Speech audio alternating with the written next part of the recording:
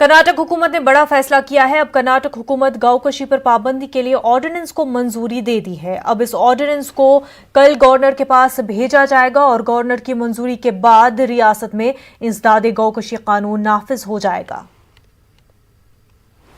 The bill is already passed in the assembly, but we could not pass the bill in council, so we are going for an ordinance either today or tomorrow to governor.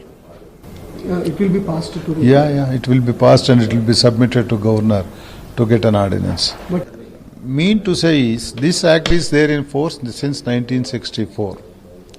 The difference is that in that act, a cow after 12 years, that is after 12 years or 13 years, could have been slaughtered. We have prohibited that now. And we have allowed buffalo to be slaughtered after 13 years to see that little beef has to be allowed.